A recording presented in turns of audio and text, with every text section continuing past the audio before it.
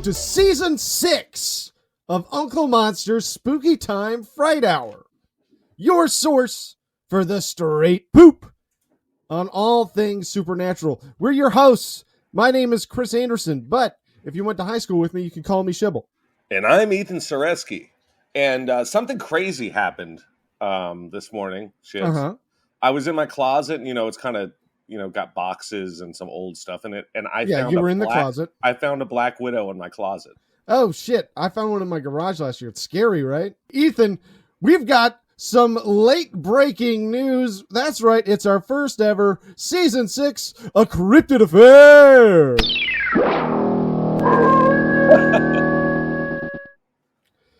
This one comes to us from wildlife.org. That sounds like a real source. It is. Climate change is pushing vampire bats towards the U.S. As the bats move northward, incidences of rabies rise. Rabies is fucking scary, dude. Yeah, what does it do to you again? The scariest part to me is that it gives you hydrophobia. It's also always fatal. The actual scariest part is that it's almost definitely going to kill you. So you're afraid of water even though you need it and you won't drink it? Yeah. Oh, that's torture. Yes. It sounds absolutely horrible. I got bitten by a dog and had to have rabies shots once, and it turned out the dog did not have rabies, but I got the shots. Yeah, the good news is to find out if that dog had rabies, they almost definitely killed it. Oh, no, it was my friend's dog. Okay, go ahead. Vampire bats are heading northward, researchers found, and may reach the United States within a matter of decades. Vampire bats are currently only found in Latin America as far north as Mexico. But in a study published in Ecography, researchers found climate change is pushing the bats northward. Within 27 years, parts of the United States may offer a suitable home. With them comes a risk of rabies and vampirism. I was about to say, and vampires. Yeah, I'd be more worried about getting bitten by one and getting turned into a vampire. But rabies also very legitimate concern. You know what? What would you rather, if you were guaranteed to be like a true blood vampire, like like handsome and live forever and stuff? I mean, like you are now, but living forever. Okay, perfect. Would you rather that or rather the rabies? Than a horrifying, painful death? Well, it's supposed to be torture to live forever. I mean, that's also supposed to be not fun. Well, I bet it'd be okay. I'd go with the vampire. Well, I hate to say it, but I'd go with the vampirism. Okay.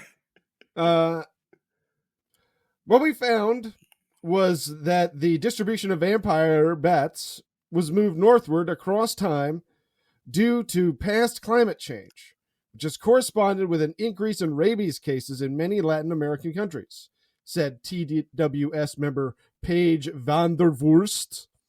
I bet she's pretty.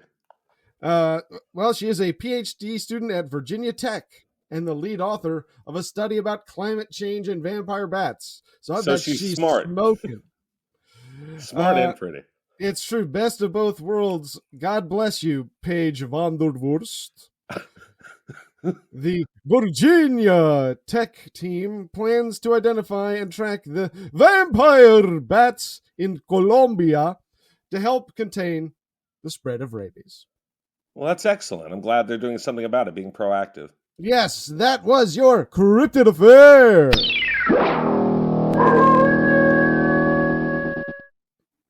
Well, Ethan, we might have some new listeners tune in for the first time, starting off with the first episode of Season 6. Great choice, by the way. I can tell already it's going to be a barn burner. Absolutely. And they might not be familiar with the premise of the show. Oh, no.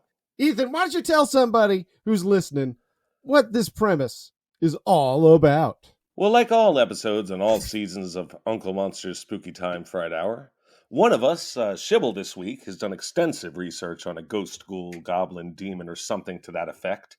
And the other one of us, me, Ethan, has done nothing except wait for this day when I can find out what this monster is. And what monster is it this week, Shibble? This week, it is the Con Rit from Vietnam. And tell them how you spell it so I can picture it. That's C-O-N space Rit. Although, obviously, you would spell it not only differently in Vietnamese, but with an entirely different alphabet that I do not know. I meant, how do you spell Vietnam? But thank you for that whole bit. Fair enough. Now, Ethan, I've got an exciting new segment for you. Oh my God, a new segment? Or should I say, it's not so much a new segment as it is a new bumper for an old classic that had been lacking a bumper this entire time. Oh no. Ethan, you're not familiar with the Con Rit. No, I know nothing about the Con Rit. I mean, all I know is his name, and it's from Vietnam. That's it. Well, in that case, I'd like to invite you to enter your mind palace. Memories. Things that happened to you as a child. Things that you saw on television. A book that you read. Things that never happened. Enter your mind palace. Ethan, when you enter your mind palace, and you I look love for that. the Con, Yes, I would gladly enter my Hannibal Lecter mind palace. when you do that, what do you see when you look for the Con Rit in your mind palace? What is the Con Rit? Well, I had a few guesses. Shoot. When I saw Con Rit, like Con R-I-T, I thought it stood for the Convict Rehabilitation Institute. Okay. And like Cameron Poe would be there, and he's just trying to make it back to his family, Mm-hmm. and he misses his daughter, and he's going to make sure that stuffed animal gets to her no matter what. Yeah, because it's her birthday. It's her birthday, and he's been in jail for 7 years. Well, the one thing that he didn't count on was Cyrus the Virus. And the one thing that you didn't count on was the fact that that was not correct. Do That's you have okay. any other guesses? That's fine. I have other guesses. Good. I won't play the theme again. That would be funny. My second theory is that Con Rit is Connor. Okay. I'm sorry. I read it as Connor, right? And I was like, right, Connor. Okay. It's not Connor. Oh, okay. So it's not Connor and it's not Cameron Poe. No, it's neither of those two gentlemen. Okay, last guess. I saw Con Rit, like Mhm. Con Rit. So maybe it's a little Vietnamese boy named Con Rit, and he puts a Native American in his cupboard, but it never comes to life because the cupboard is just for storing things. Okay. Like an Indian in the cupboard, but in Vietnam. Oh, yeah. See, that I didn't realize. Yeah, Omri, Con Rit, that's what it was. I'm sorry. Yes, you're right. Well, that's all right. You came very close. No, you didn't. I'm sorry. Okay, thank you. But the good news is I can tell you all about the Con Rit. I've done all the research that we need, and I've assembled the information necessary in the style that you learn best. Oh, my God. You must be thinking of narrative fiction. I am. That means it's story time. It's story time. It's story time. It's story time with Uncle Monster. Story time. It's story time. It's story time. It's story time with Uncle Monster. Story time. Being a pirate is not all it's cracked up to be. You think to yourself as you look out across the South China Sea. As a boy growing up in Hanoi, you loved pirate books, pirate stories, pirate movies. You loved the freedom, the swashbuckling adventure. You would crack open your translation of Treasure Island and imagine the wind at your back and the spray of salt water in your face. You would take your bed sheet and fasten it to your mother's broom and make a mast, turning your bed into a clipper ship, yelling, "Shiver me timbers," to your stuffed animals. Unfortunately for you, Captain Long Juan Silver,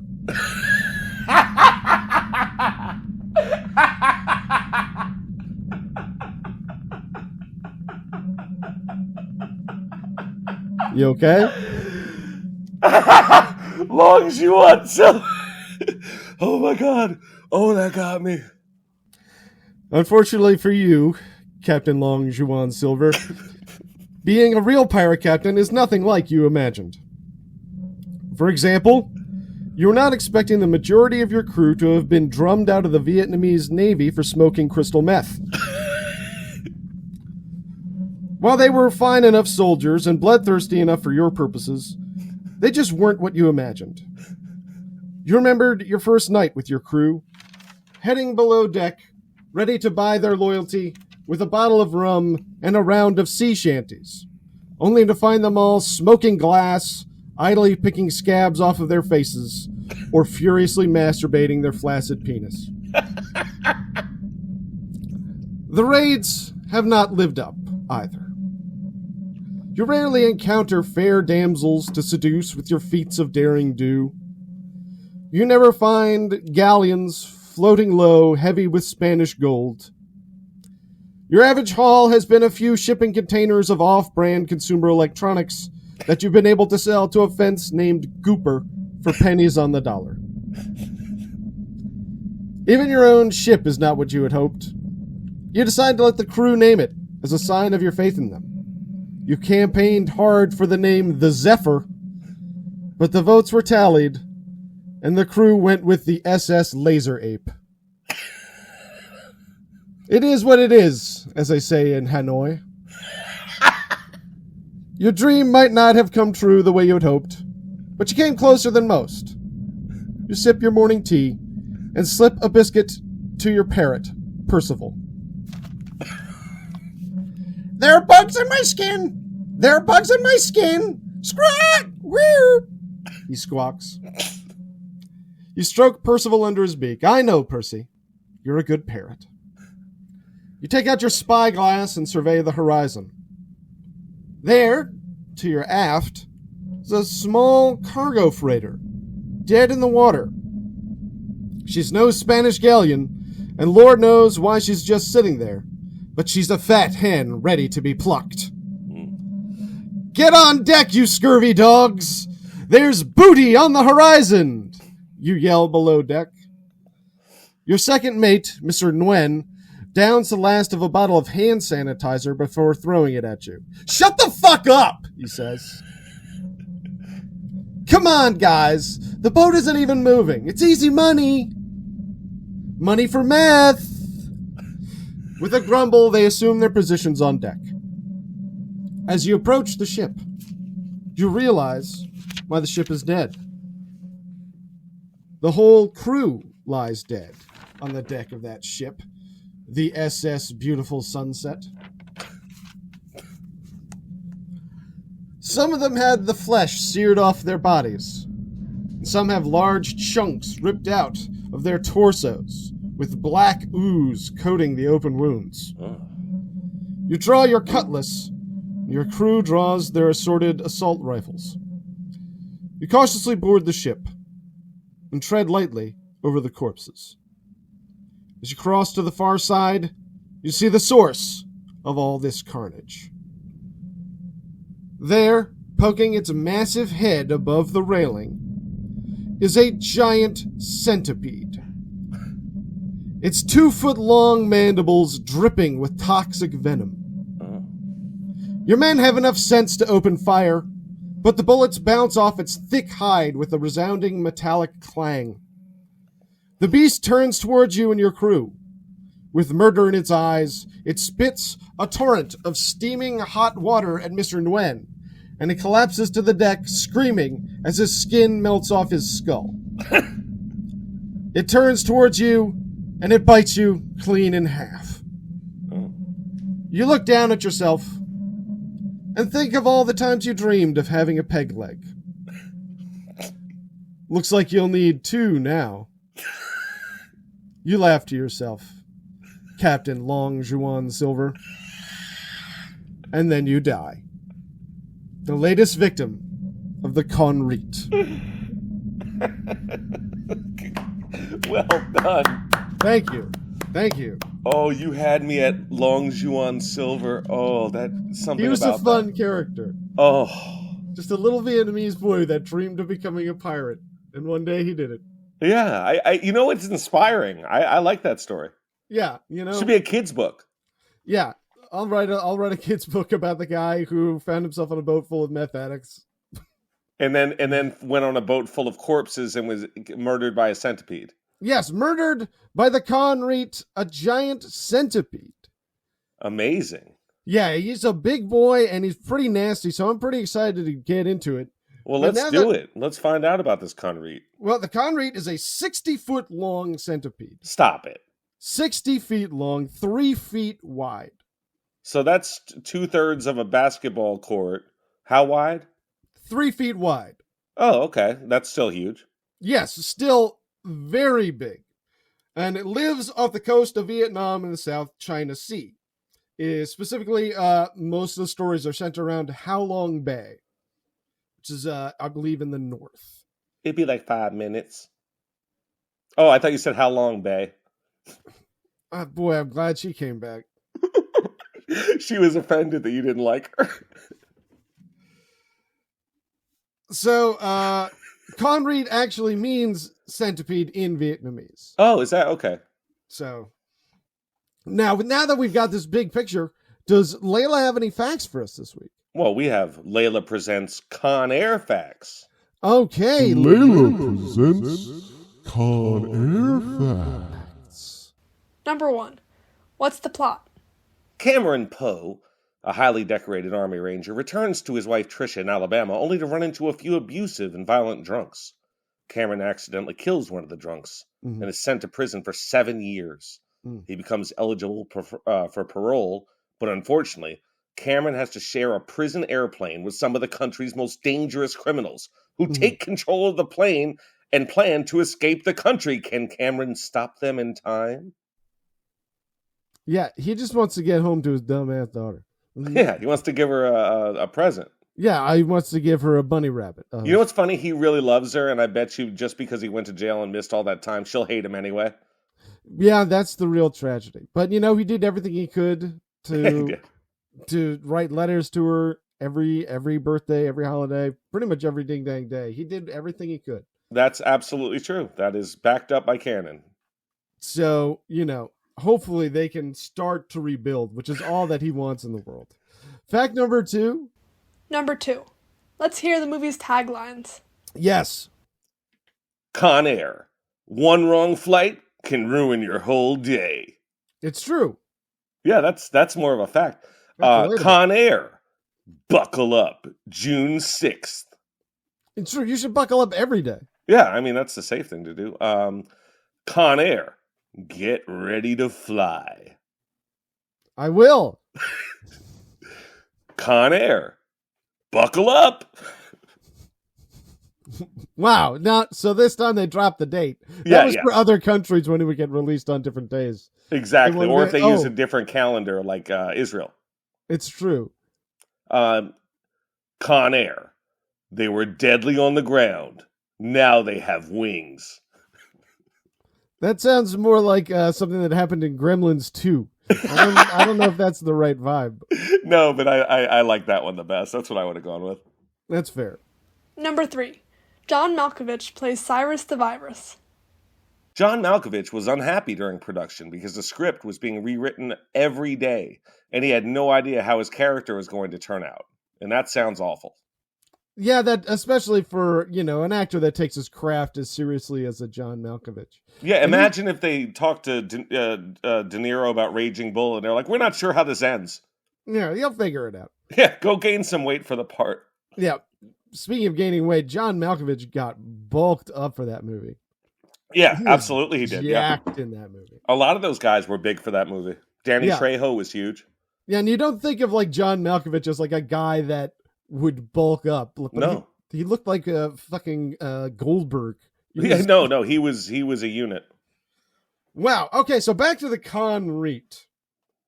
Now, I had to, because details on sightings of Con Rit are kind of few and far between. I was able to infer some information about the Con Rit just from what we know about regular centipedes. Oh, that's smart. So in a regular centipede, each segment will have 2 legs.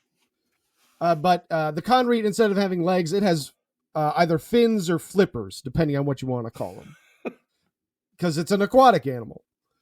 But does it go on land as well? Yeah. No, not very much. Oh, okay, not much. Okay. It's definitely a sea monster. Mm-hmm. It has now. If it had 2 fins or flippers per second, it would be a millipede. But since it only has 1, that's how we know it's a centipede. That's the difference, huh? Yes. Two legs per section is a millipede. 1 is a centipede. Yeah, 2 sets of legs. Right. That's awesome. I'm glad I learned that. It'd be weird if a centipede had 1 leg per second and it just had to hop. Now, the segments are about 3 feet long and 3 feet across. Ugh. And the head is roughly the size of an office desk, I want to say. It's brown in color with a yellow belly. Oh, it's a coward. Yeah, it is a yellow belly for sure. That's why it doesn't come up here and fight us very often. It's true. We don't see it often. Now, in terms of combat capabilities, this is a pretty bad boy. First of all, you got the 2-foot-long mandible pincers up front. Do they have poison, did you say? Yes, they are venomous. Most centipedes are venomous. It also the carapace it has does prevent it from forming a tight enough coil. Like, I don't think it could constrict you. Which ones have the most fabulous carapace? Oh, that's going to be the globsters. The gay lobsters. Okay, I was just wondering. I was, when we talk about carapace, I need to bring it up. Yeah, no, that's fair. This guy does have indeed a carapace. I think the carapace is going to impact its flexibility. I don't think it could constrict a man-sized opponent. Okay, well, we'll take away that skill for Fight Night. Fairly well, though. Yeah. The carapace is also said to be as hard as steel. So am I. I got you with a sex joke. No, yeah. In fact,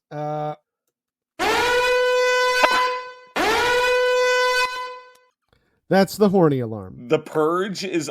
that's the horny alarm. Okay. That's the horny alarm. All weapons below class 4 are legal. Now, it's also said to be able to spit boiling hot water. What a weird thing. Yeah. But it will boil your flesh off of your body. Yeah, hot enough, it'll melt the skin right off, right? Yeah. Like in the story, right? Yeah, scary stuff. Yeah.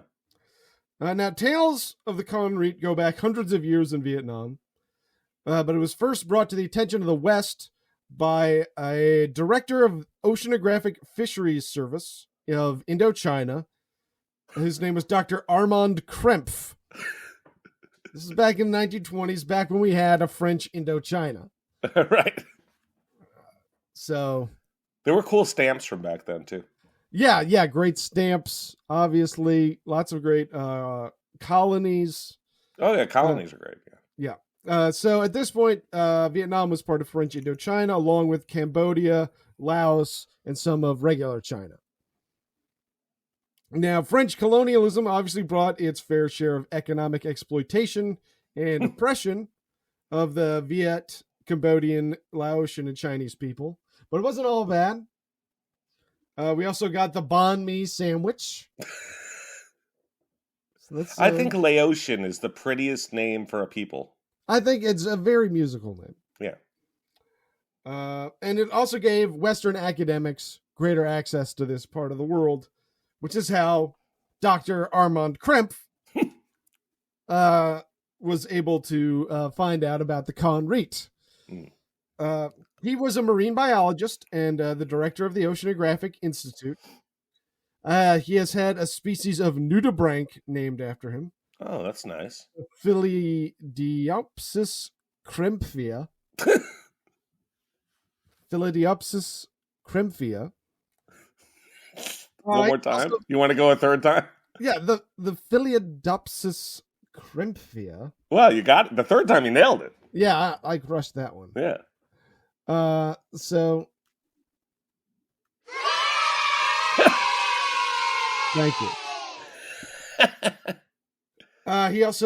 He was a published author. He wrote a book called La Pêche en Indochine. The Fish of Indochina. Correct. So very legit source. Dr. Yeah, well, it sounds like exactly what we need for this sort of story. Absolutely. We don't want to go to some Yahoo. Yeah. We want to go straight to Dr. Armand Krempf. On the strength of the Krempf, says the Wu-Tang Clan. Yes. So he was doing field research when he met a man named Tran Von Con. Now, is he Vietnamese or just royalty of some random? Like, that's a weird name. No, the Von Con makes it sound like he's like a Habsburg or something. Right, yeah, exactly. I don't know if he's a Rothschild or like, No. like some Cambodian dude. It might be pronounced Tran Van Con. His middle name is V-A-N. I would pronounce it Von if I were him. Yeah. Well, Tran Von Con told Dr. Krempf about a time roughly 40 years earlier, back in 1883, when Tran Von Con was just a boy and he saw Con Rit. Oh. It had washed ashore in Hong Gai off of Ha Long Bay. Tran Von Con described the creature as being dead at the time. The head had not come ashore. Oh. Okay. It had rotted. You could say it might have been a bit of a globster at the time. Oh, I see. Understandable. Listeners, the term globster came up in a previous cryptid affair, and it can either mean alternately just a fabulous lobster, or it can mean a sort of half-rotted animal corpse that comes out of the sea, and it's rotted to the point where you can't easily tell what it is. Both fabulous. Yeah, both fabulous in their own way. So what he saw might have been a globster of a Con Rit. That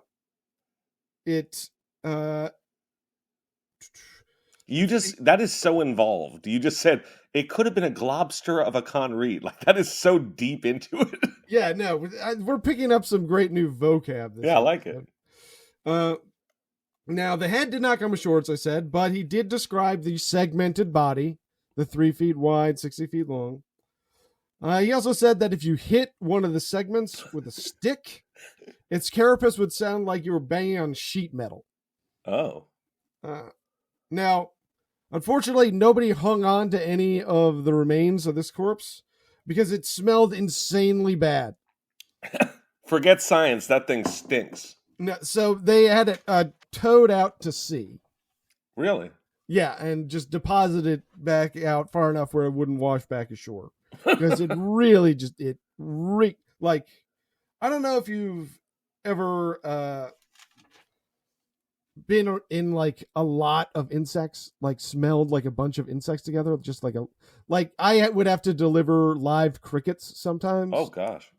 You know, and I don't know if you ever smelled like a box of crickets. Mm-mm. It just smells gross. And I imagine if they were all dead, it wouldn't help. You know, I fed my Professor Wiggles, Layla and I's snake. We used to feed him mice, but they were already dead. You just had to cook them up first, make them warm, and they didn't smell. Well, that's good. Yeah. No, the box of crickets definitely smelled, and also every now and then someone would order some like bees that would include a queen bee, and bees smell like shit. Is that right? Oh God. What interesting information. Bees smell like shit. Like, I would have guessed that. Yeah, it was gross. Did Bea Arthur smell like shit? Probably not. She was a fabulous woman. She was a handsome woman. Appreciated the finer things. That's true. But also that reminds me of speaking of this big stinky corpse on the shore. Did you ever see that video of the whale explosion? Oh, when they blow up the dead whale? Yeah. That's great. Just a classic. Ugh. Just being like, this ought to take care of it. This will just turn it into a fine mist. We won't have to. It'll basically atomize this whale, and then you get like whale chunks the size of television from 1985 falling onto the roof of your car. I would take home a dead piece of whale and put it on the shelf or something. But keep in mind, it smells fucking awful. So does my place. Your place looks very lovely. Oh, thank you. I was being a little self-deprecating. It smells all right. No, the dog doesn't help it, but no, what dog does? Yeah. Now, there are reports of other giant sea centipedes from around the world. Of course. that match the description of the Con Rit. So it might just be that the Con Rit was sort of where it was first sort of observed and brought to the regular, like, general scientific community's knowledge. You know what I mean? So he may be a worldwide cryptid and just was seen in Vietnam first? Yeah, just seen mostly, or maybe like Vietnam is like a global breeding ground. Oh, that might be where they go to. So they would congregate there. But it is possible that, these other ones are the same beast and it is a global phenomenon.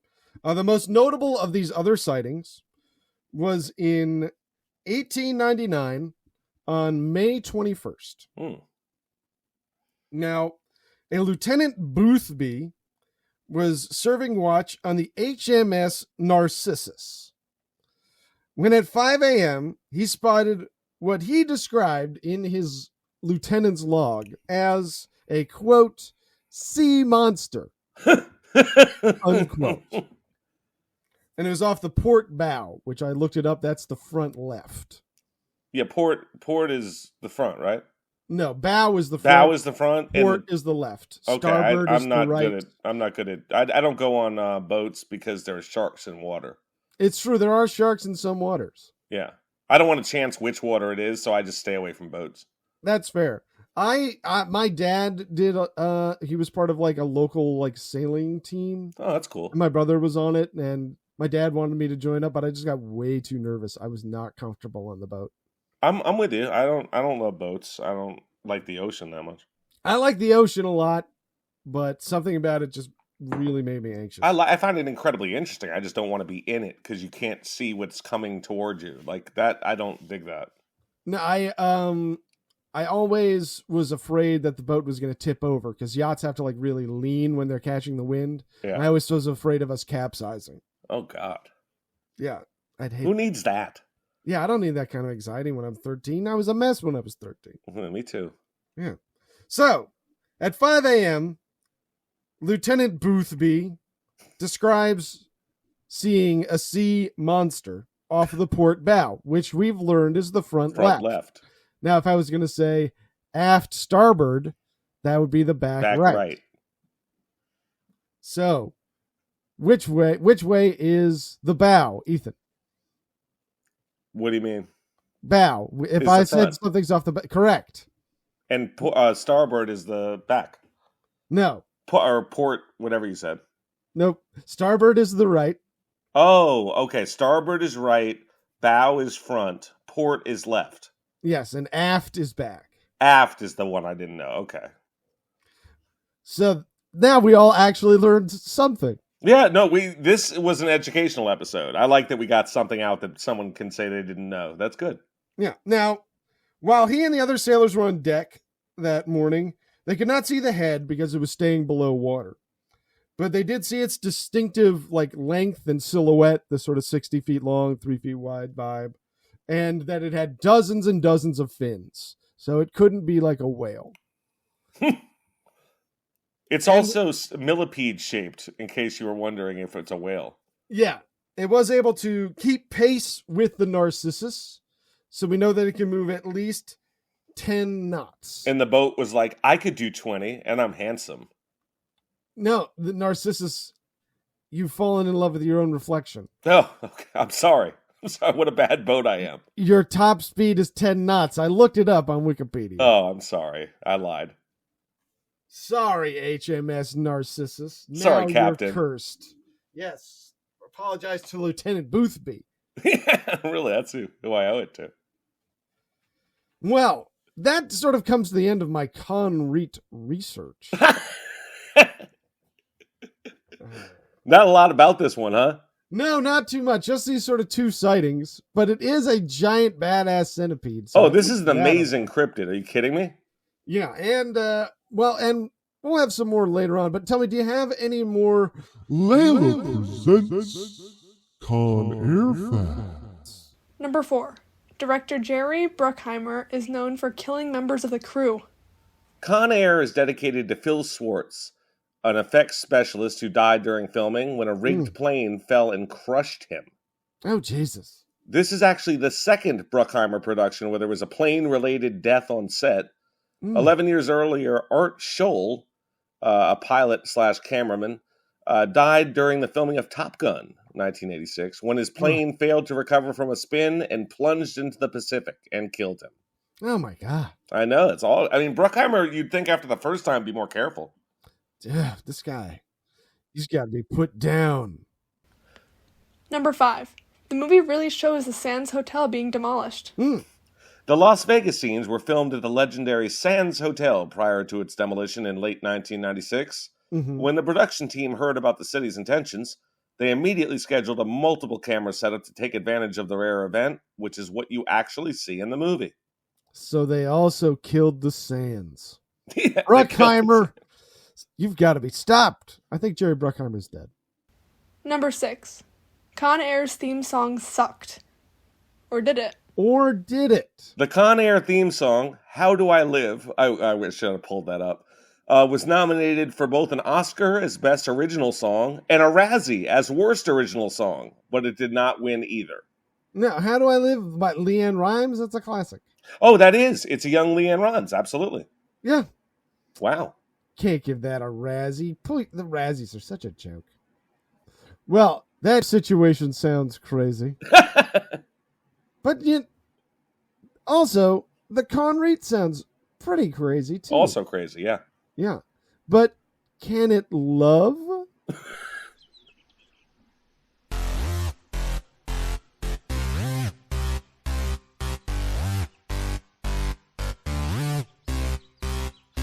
A werewolf ate my dad, but it's not so bad. It might sound crazy, but can it love? Can it give me a kiss? Can it hold my hand? Would it say I love you? Does it understand? Does it know that I've never felt this way before? There's a full moon tonight. It's so romantic, and this might sound crazy, but can it love?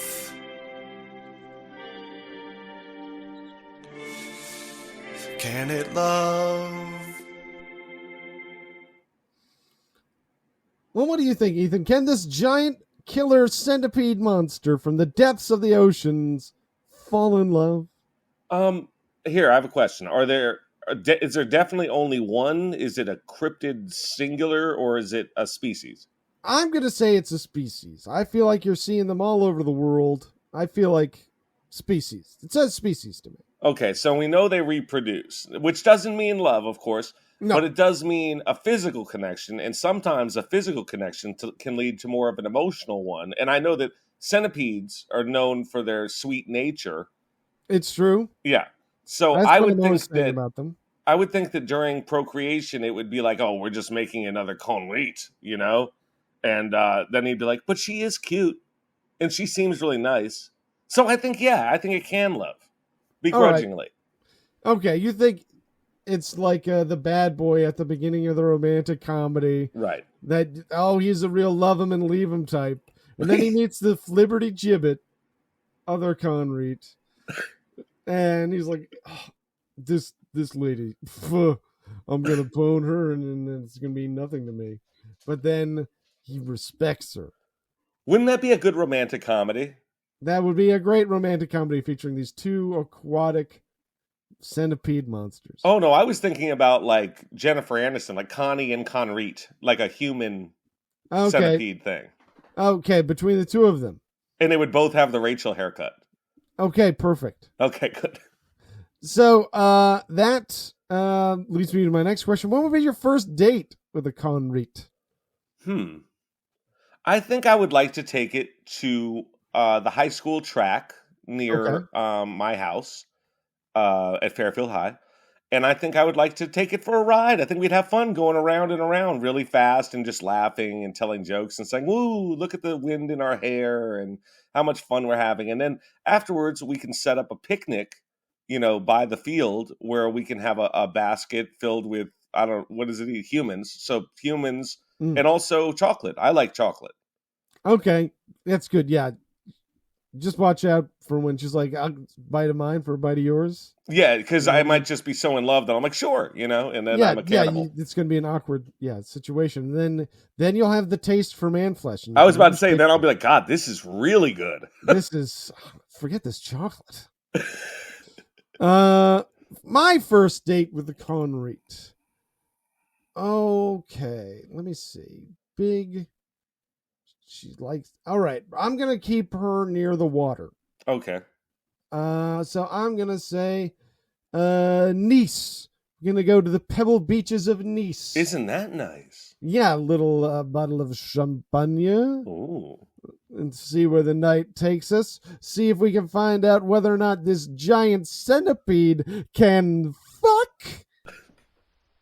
That sounds crazy, but can it fuck?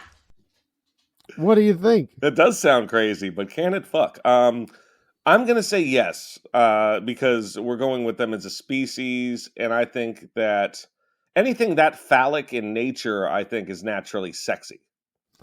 Like, it just feels sexy, and it's like, I want to. Was that the gay? The gay That's alarm? the horny alarm. Oh, I'm horny for the centipede. Yes, that is. Oh, that's the horny alarm. The purge is the horny alarm.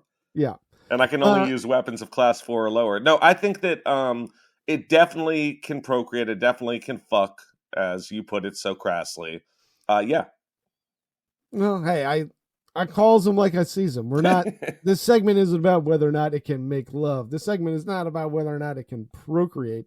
This segment is about whether or not it can fuck. That's a good point. I apologize. And I'm gonna say that it can fuck. It's just got that vibe. What position do you think it likes? I think the positions, because of its body proportions, it has positions that we don't even have the names of. You know what I mean? Like centipede style. Like the double corkscrew. The duck penis, the carapace, the loop de loop, the 88. Oh, that sounds Hitlerish. Oh yeah, geez, yeah, that one is considered problematic these days. You twist your bodies in the shape of a swastika, and you do sex. Yeah. That's the 88. You would think that would be just two of them doing 88s, but that's actually the double infinities. They look at it the other way when they're doing it. It's fight night.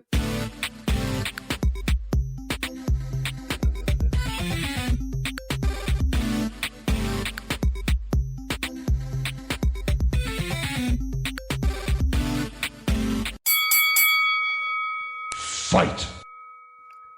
It's fight night, and our first battle in this corner, we have the Con Rit, that Vietnamese millipede or centipede? Centipede. That Vietnamese centipede that you can tell from the number of legs. That you can tell from the number of legs that murders humans versus 7'1", 369 and a third pound, prime Shaquille O'Neal. This is a good one. Yeah. I'm gonna say you're gonna need more than one Shaq. I disagree. Well, I know, Shaq, and part of your confidence, I think, is both your strength and your downfall. I have a beautiful carapace as well. It's true. I can't take that away from you. Thank you, Sybil. That being said, your carapace, is it as hard as steel? I know you played steel later on in your career. It's as hard as Kazam. Yeah, it's as hard as your amazing new song, Let the Thotties Hit the Floor. Did he do a song called that? Yes, he did. No, he didn't. Yeah. Oh, God. That's not as good as You Know I Got Skills. No, it's not. I'm going to say you're going to need 5 Shaqs. Yeah, I mean, it's 60 feet long, 5 Shaqs. That's 35 feet worth of Shaqs, so that's about half. I think that's a really good guess. Yeah, I think you're going to need one of them as a distraction. The other two are just going to be trying to rip apart 2 segments. Or taking away its fins. Yep, peeling off the carapace like a giant thumbnail. Gross. Yes, truly a horrific task. I do not envy these 5 Shaqs. We envy you, Shibble. I don't know if all 5 of y'all are coming back, but I wish you luck. As long as I do, the other 4 can fuck themselves. Damn. Number 2, round 2, we have the Con Rit from Vietnam versus the real Lin Shaye from Insidious, and Lin Shaye from Nightmare on Elm Street. Okay. So one of them is a school nurse. School teacher. School teacher, yes. One of them is the wife of Robert Shaye. One of them is just famous actress Lin Shaye. Right. And one of them is a medium. That's correct. None of them are going to have the particular skill set I think you'd need to be taking on a Con Rit. And as I didn't hear any weapons on there, I'm going to have to put this one on the Con Rit. You are absolutely right. It would murder those Lin Shays. Round 3, we have the Con Rit from Vietnam versus a cyclops wearing a headband. Okay. I mean, that's fine. They're allowed to wear headbands. It's troublesome for them. Why? Because it covers their eye. Why wouldn't they put it on their forehead? That's where their eye is. No, their eye is in between where their eyes would be. That is not how they depict cyclopses. Cyclopes can have foreheads above where their eye is. So then he's just a cyclops wearing a blindfold. Okay, so now I'll change it. He's wearing a headband and it's not over his eye. Okay. Cyclopes, they're going to be about 30 feet tall, as I recall. They're giants like that? I didn't know that. Yeah, they're pretty big. That's why that one was able to take an entire log in his eyeball. Oh, yeah. That said, the venom of the Con Rit is going to, I think, be the deciding factor in this one. I think that's going to slow him down pretty quick. I'm going to put this one on the Con Rit. You are correct. Round 4, we have the Con Rit from Vietnam versus the Yakuza, which is 5 Japanese gangsters who are riding oxen towards you. Okay, I was imagining that they were the oxen. No. Okay, no, they're just skilled. They're tattooed oxen in a bathhouse. Yeah, and all the other bathers are uncomfortable. Yeah. Nice tattoos, man. Yeah, then we're just going to... You guys can have this one. We'll find another. Yeah, we'll find another jacuzzi. Yeah, it's good. Okay, and there are 5 of them. Well, those yaks will give them some mobility. Are they? I'm assuming in some sort of shallow water. Yeah, shallow water, and they're armed with whatever they would be armed with. Okay, so probably guns. Right, or a sword. One might have a sword as well, but I'm going to say they're all going to at least have... Oh, definitely they'll have guns, yeah. But those guns aren't going to do much against that steely carapace. Oh. Yeah, so I'm going to have to put this on the Con Rit. Round 5. Great snack day for him. It is a great snack day for the Con Rit, who is now fighting Harry Potter's adoptive family, and the fight takes place on the waterfront off of 4 Privet Drive. Okay, so that was obviously his aunt and uncle and cousin. Vernon, Petunia, and Dudley. Vernon, Petunia, and Dudley. And they're there. And they've got these bad attitudes. They're like, Harry Potter sucks. Don't talk about the M word. I don't like Harry Potter because... he sucks. He's corny. The uncle didn't like him because he was corny? Yeah, that's fucking corny all the time. What a loser. This dumb bullshit. Oh, he's got a wand. Was that Paul McCartney at the end? He's got a wand. Yeah, I'm going to have to put this one on the Con Rit. Now, they don't have much to defend themselves beyond their bad attitudes. That is correct. Round 6, we have the Con Rit versus Damien Thorne at age 6. Okay, Damien Thorne, famously the Omen. Yeah, the Antichrist from the Omen. The Antichrist. He's got a lot of tricks. But he's only 6 in this scenario. At this point. But even then, I mean, he was fending off priests. Yeah. He was fending, I'm pretty sure the devil would just, kill the Con Rit. I think Yeah, the devil, this is like the devil's main thing. He's paying a lot of attention to this. He's not going to let an outside player like the Con Rit get in on his plan. You're absolutely right. That the Con Rit takes that one. Now we have the Con Rit. The devil takes that one. The Con Rit versus Mike Johnson and Covenant Eyes. Okay. The web service that our Speaker of the House uses to make sure that his son is not looking at pornography. And also for his son to make sure he isn't looking at pornography. Yeah, they use that to make sure neither of them are looking at pornography. A very normal thing to do with your father. I wouldn't do that with you. I would not do that with my wife. I would not do that with anyone on the planet. As a joke, maybe. No.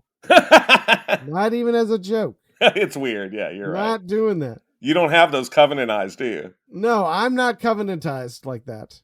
And also, I'm going to say this. If it was my father, I'm pretty sure I could find a way around covenant eyes. Oh, absolutely. And I'm pretty sure Mike Johnson finds a way around it as well.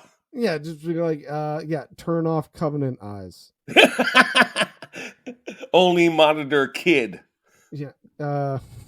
Give me my other phone. If I was this kid, I would just look up the worst porn and have him be like, son, have to address it with me every night.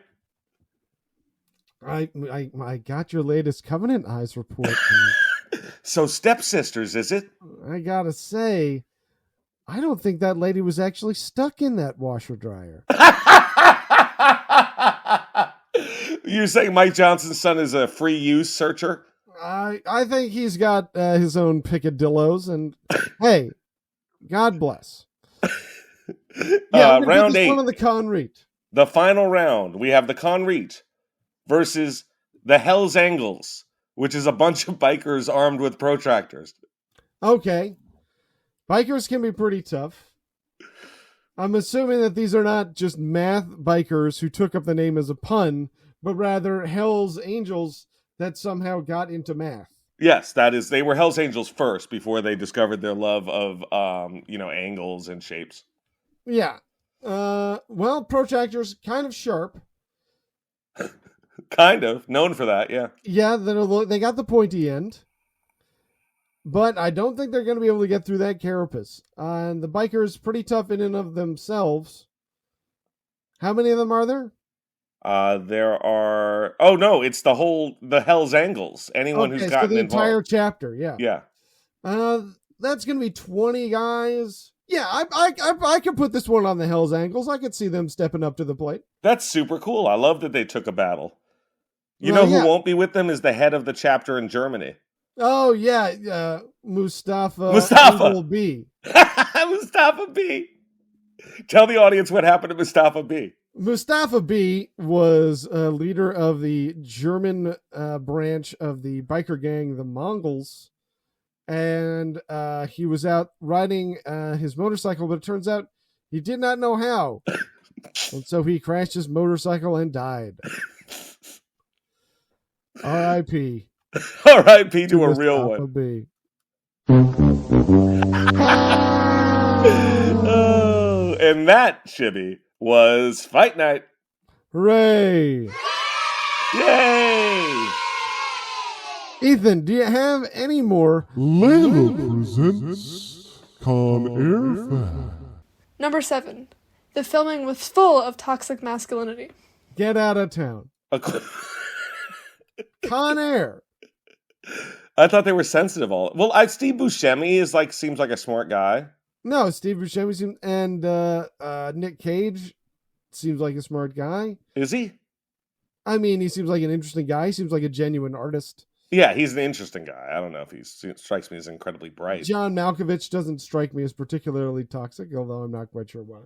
Right. And Danny Trejo's a nice guy, so I don't know how this happened. Yeah. But according to Danny Trejo, there was a ton of tough guy competition, and there were large egos on the set.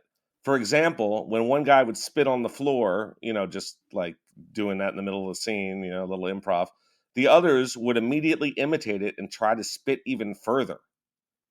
Mm. Can you imagine that? You're like, oh, the plane's going down. You spit, and the guy next to you spits and goes, that was further.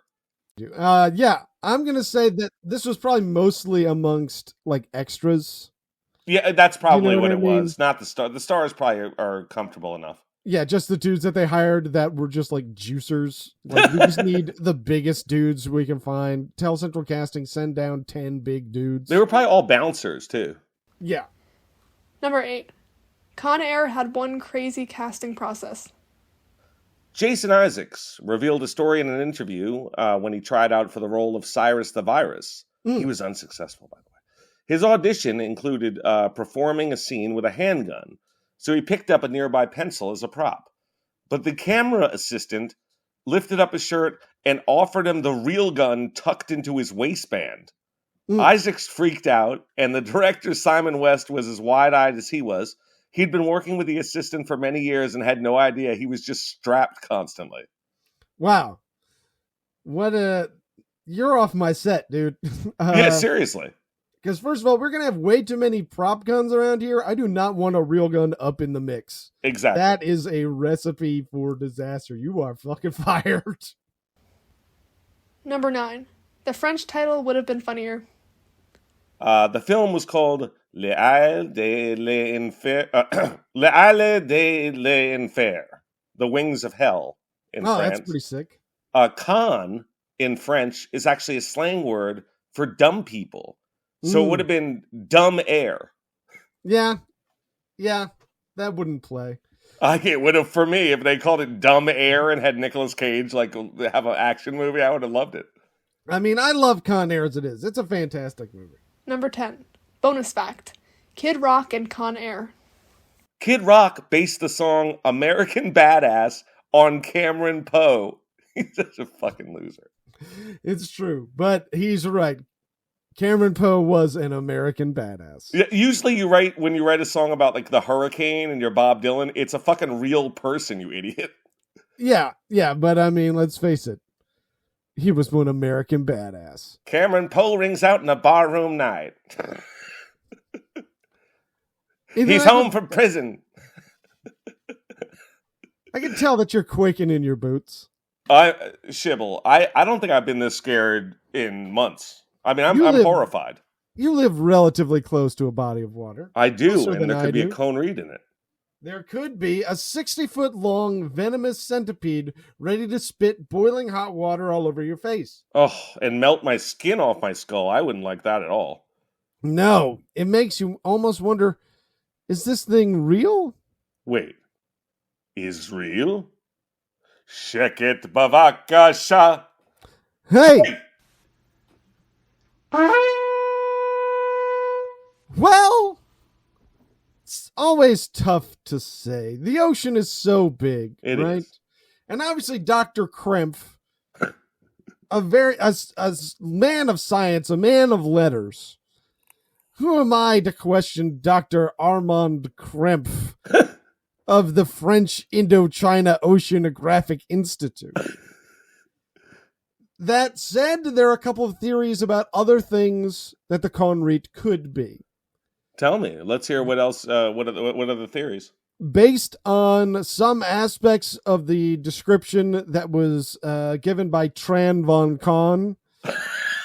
the heiress in in Vietnam. Tran Von Con might have seen just a whale spine. It might have been the spinal column of a whale. Those are really how big are those? Those can get pretty big. I mean, you got to figure a whale can get 60 feet long. Oh shit! Yeah, I don't know much about the ocean. So, and obviously there can be some exaggerations of memories from a childhood, Of course. But you could also see like the little parts of the spinal column that stick out, looking kind of like little flappers or little flippers. You know? Totally. Other theories. You remember the name Heuvelmans? You remember Heuvelmans? He came up a couple episodes. I've been seeing a lot of Heuvelmans in my research lately. Yeah, well, it's a very popular name. I don't know if they're really related. No, there's one dude, Dr. Heuvelmans. Dr. Heuvelmans. Yeah, Heuvelman. Dr. Heuvelmans. Heuvelman. Apparently big in the cryptozoology world. I'm going to have to do some more research into this Heuvelmans. Wait, bigger than us or like same? I'm gonna say we're probably as impactful as Dr. Heuvelmans. I thought so. I have yet to see us be cited as a source anywhere. in my research. But to be fair, I also don't spend a lot of time researching things that we've already done. That's true. But I wouldn't be surprised if somewhere somebody did. That'd be hilarious. And it's probably wrong. Heuvelmans, as you recall, was a cryptozoologist. He thinks another possibility is that it is some sort of living fossil of an ancient species of plated whale. I didn't know they had plated whales. That's cool. I guess they did. It was like a whale that was like an armadillo kind of situation. That's dope. That also might have had more than this number of flippers you might expect. So keep an eye out for giant mutant plated whales. And don't mistake them for Con Rit.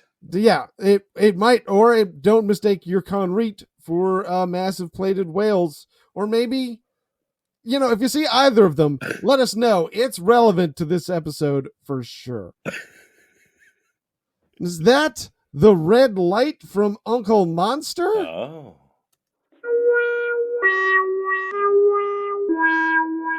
Hello! How are you, Uncle Monster? So great to see you, buddy. It's great to see you. I'm doing pretty good today. Oh, excellent. And I had a question for you because I don't know what to do sometimes in between episodes. I get so bored. Do you have any suggestions? I think you should watch a movie. What a great idea, but which one? You should probably watch Transformers 2, Revenge of the Fallen. What's that about? I don't know.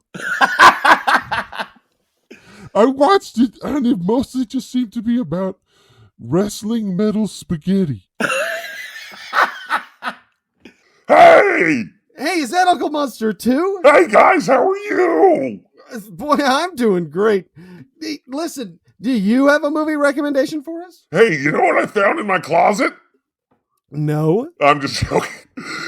I have a movie for you to watch, and this is going to get you through to the next episode. You're going to love it, Chibble. Yes. If your black lab was almost kidnapped by your disgusting ex, then you should check out David Dakota's Sorority Babes in a Slimeball Bolorama. The plot follows an evil imp causing havoc among a group of teens in a mall. How great does that sound?